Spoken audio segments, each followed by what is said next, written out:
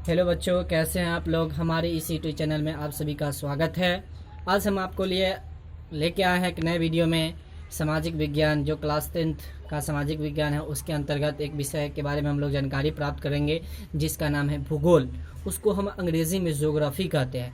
तो सबसे पहले हम लोग भूगोल से संबंधित जानकारी प्राप्त करेंगे कि भूगोल क्या है, उसे किसे कहते हैं, भूगोल का जनक क्या है, भूगोल के आधुनिक काल में क्या कहते हैं। तो भूगोल जो होता है वह ग्रीक भाषा के 2 शब्दों से बना होता है, जियो प्लस ग्राफी। तो जियो का अर्थ होता है भूमि और ग्राफी का अर्थ होता है अध्ययन करना।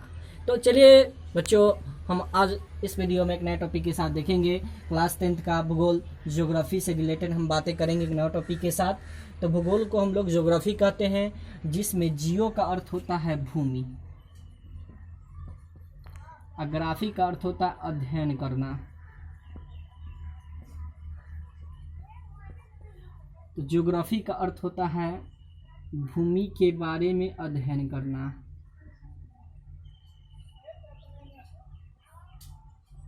मतलब ज्योग्राफी का पूरा अर्थ हुआ भूमि के बारे में अध्ययन करना। जियो का अर्थ भूमि, ग्राफी का अर्थ हुआ भूमि के बारे में अध्ययन करना।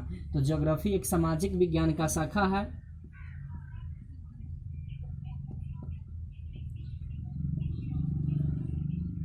सामाजिक विज्ञान की शाखा है। तो सामाजिक विज्ञान की वह शाखा जिसके अंतर्गत भूमि के बारे में अध्ययन किया जाता है भूगोल कहलाता है। एक बार और परिभाषा रिपीट। भूगोल एक सामाजिक विज्ञान की शाखा है। सामाजिक विज्ञान की वह शाखा जिसमें भूमि के बारे में अध्ययन किया जाता है भूगोल कहलाता है। स्टार में देखेंगे भूगोल का जनक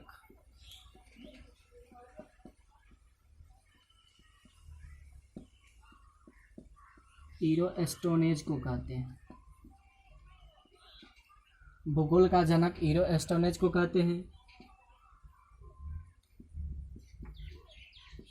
भूगोल को आधुनिक काल में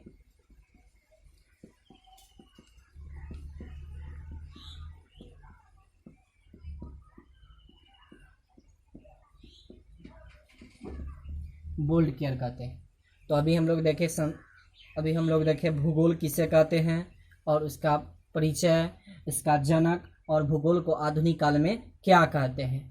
अब हम लोग भूगोल के चैप्टर के बारे में हम लोग परिचय देखेंगे। तो फर्स्ट चैप्टर का नाम है संसाधन। तो सबसे पहले हम जानेंगे कि संसाधन किसे कहते हैं। तो एक भूगोलविद जिम्मरमैन का कथन है कि संसाधन होते नहीं बल्कि बनते हैं। मतलब उसके अनुसार उन्होंने एक कथन दिया कि संसाधन होते नहीं बल्कि बनाया जाता है। वह प्रकृति का देन नहीं है बल्कि मानव अपने कृत्रिम विधि के द्वारा उसको बनाते हैं। मतलब अपना से बनाया जाता है। मतलब संसाधन होते नहीं बल्कि बनते हैं। तो चलिए विद्यार्थियों, आज हम लोग सबसे पहले जानेंगे कि संसाधन क्या है।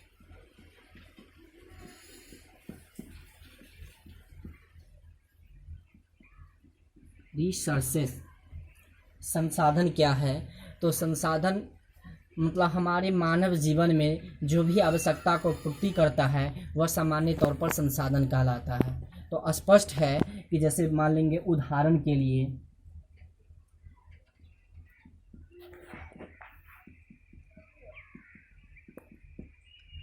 भूमि, वायु, जल, प्रकाश, वनस्पति, खनिज, अवरक, चट्टान। तो सबसे पहले हम उदाहरण के लिए मान लेते हैं भूमि। तो भूमि एक प्रकार का प्राकृतिक संसाधन है जिस पर हम लोग अपना निवास करते हैं। वायु, तो वायु है जिससे हम सांस लेते हैं। जल है, जल से हम लोग पीते हैं। जल कहा जाता है कि जल ही एक प्रकार के जीवन है। प्रकाश है, तो प्रकाश के द्वारा हम किसी वस्तु को देख पाते हैं। तो ये सारी जो उदाहरण की आवश्यकताएं हैं ये हमारे मानव जीवन की आवश्यकताओं को पूर्ति करता है। तो कहा जाता है कि सामान्य तौर पर मानव जीवन के उपयोग में लाई जाने वाली वस्तु संसाधन कहलाती है। एक और परिभाषा रिपीट। सामान्य तौर पर मानव जीवन के उपयोग में लाई जाने वाली वस्तुएं संसाधन कहलाती है। संसाधन जैविक अथवा भौतिक दोनों होता है। उदाहरण के लिए मान लेंगे भूमि, वायु, जल, प्रकाश, वनस्पति, खनिज, अवरक इत्यादि। एक प्रसिद्ध भूगोलविद जिम्मरमैन का कथन है कि संसाधन होते नहीं बल्कि बनते हैं। तो चलिए देख ले रहे हैं संसाधन।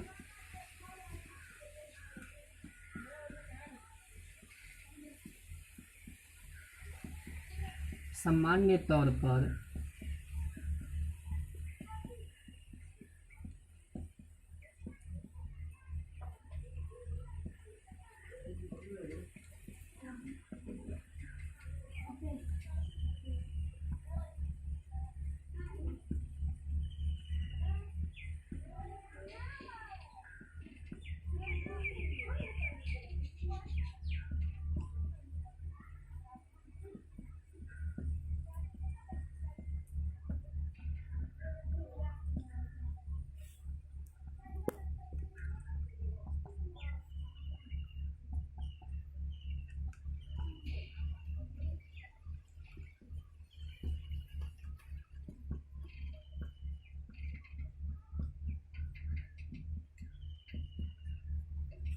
तो उदाहरण के लिए देखें, भूमि, वन, वायु, जल, प्रकाश, ये सब जो हमारे मानव जीवन की आवश्यकता को पूर्ति करता है और जो आवश्यकता को पूर्ति करेगा उसको हम संसाधन कहेंगे।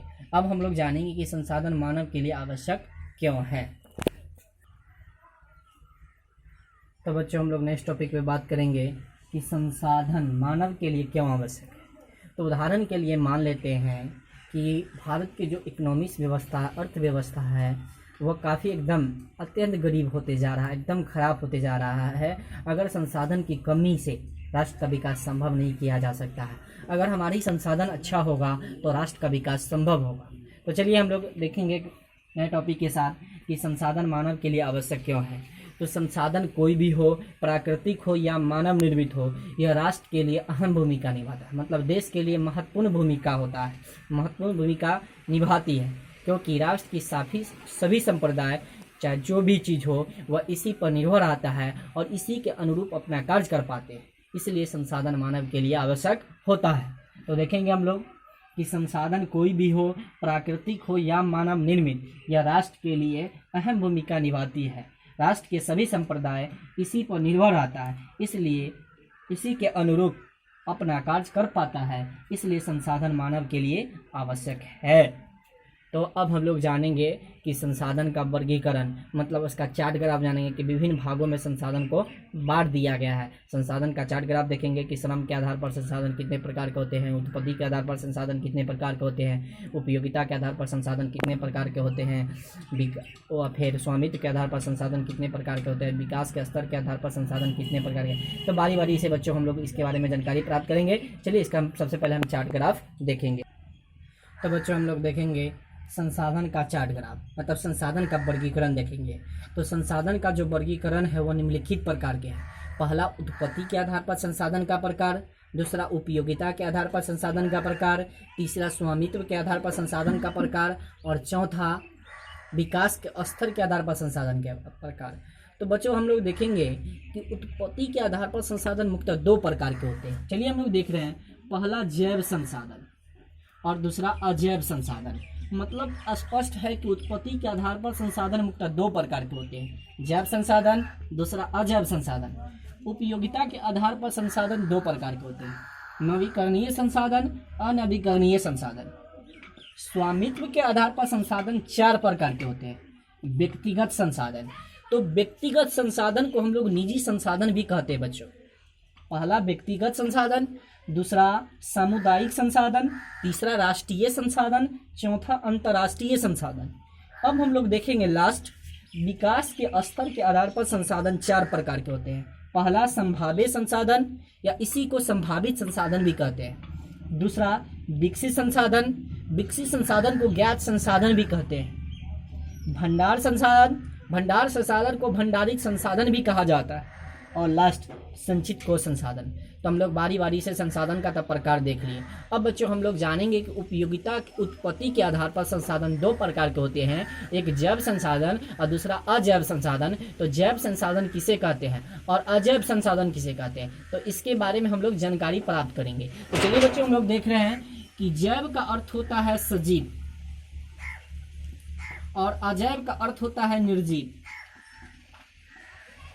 तो वह संसाधन जिसमें सजीव के सभी लक्षण मौजूद होते हैं, वह संसाधन जिसमें सजीव के सभी लक्षण मौजूद होते हैं जैव संसाधन कहलाता है। उदाहरण के लिए मान लेते हैं वनस्पति।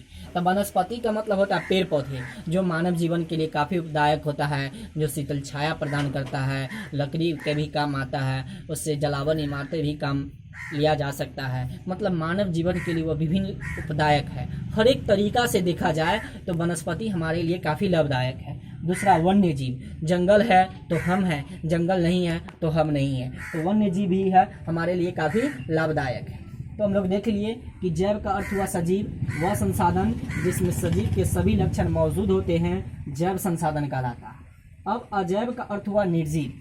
तो वह संसाधन जिसमें निर्जीव के सभी लक्षण मौजूद होते हैं उसे हम अजैव संसाधन कहते हैं। उदाहरण के लिए मान लेते हैं चट्टान। तो विभिन्न खनिजों को मिलाकर एक चट्टान का निर्माण होता है। मतलब कहा जाता है कि खनिजों के समूह को चट्टान कहा जाता है। मतलब चट्टान भी आएगा। अवरक, तो अवरक भी हमारे लिए काफ़ी उपदायक है। कोयला भी हो जाएगा। यह सब है एक तरह का निर्जीव पदार्थ है। अवरक का सबसे ज़्यादा उत्पादक झारखंड में होता है। मतलब अवरक भी मानव जीवन के लिए काफ़ी उपदायक होता है, जो निर्जीव होता है, जिसे पीटने पर वो चूर चूर हो जाएगा। तो अजैव का अर्थ हो गया निर्जीव और जैव का अर्थ हो गया सजीव। तो वह संसाधन जिसमें सजीव के सभी लक्षण मौजूद होते हैं जैव संसाधन कहलाता है। उदाहरण के लिए वनस्पति, वन्यजीव। अजैव संसाधन वह संसाधन जिसमें निर्जीव के सभी लक्षण मौजूद होते हैं अजैव संसाधन कहलाता है, जैसे चट्टान, अवरक, कोयला इत्यादि। तो बच्चों, उम्मीद करते हैं कि आप लोगों को सामाजिक विज्ञान के अंतर्गत संसाधन से जितने भी टॉपिक पे हमने बात किए हैं वह आपको समझ में आया हो। बारी बारी से इस टॉपिक को आप लोग देखेंगे, इसका नोट्स बनाने का प्रयास करेंगे और इस वीडियो को पूरा देखेंगे।